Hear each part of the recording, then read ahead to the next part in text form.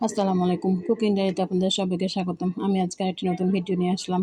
আমি আজকে chicken roll বানাবো। এজন্য আমি কড়াইতে তেল দিয়েছি, কাঁচামরিচ দিলাম, পেঁয়াজ কুচি দিলাম। দিয়ে আমি হালকা করে নেড়ে নিলাম। এরপর আমি এখানে মাংস দিয়ে দিলাম। মাংসটাকে আমি কিমা করে নিয়েছি। পরে লবণ দিলাম, হলুদ গুঁড়ো দিলাম, মরিচ গুঁড়ো দিলাম, জিরে গুঁড়া দিলাম, আদা বাটা দিলাম, রসুন বাটা দিলাম। দিয়ে আমি ভালোভাবে এটাকে কষিয়ে নিচ্ছি। কষানোর পরে কিছুটা গাজর কুচি দিয়ে দিলাম।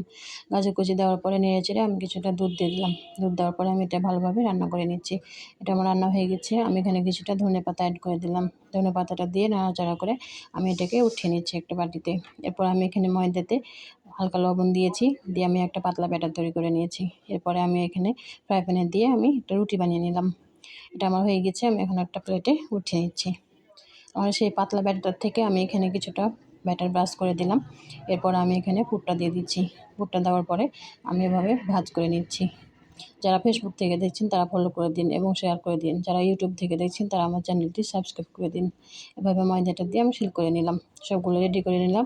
এখানে অল্প লবণ দিয়ে ডিমটা ফেটিয়ে নিয়েছি। এরপরে ডিমে আমি এভাবে চুবিয়ে নিলাম। এরপরে ব্রেড ক্রামে দিয়ে আমি ভালোভাবে কোট করে নিচ্ছি। তেলটা গরম করে নিয়েছি। আমি এখন রোলগুলো একে একে তেলে দিয়ে দিলাম।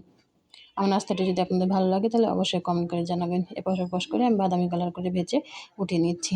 কে কোথা থেকে দেখছেন অবশ্যই কমেন্ট করবেন। আমার নাস্তাটি দেখার জন্য অসংখ্য ধন্যবাদ। সবাই ভালো থাকেন। আল্লাহ হাফেজ।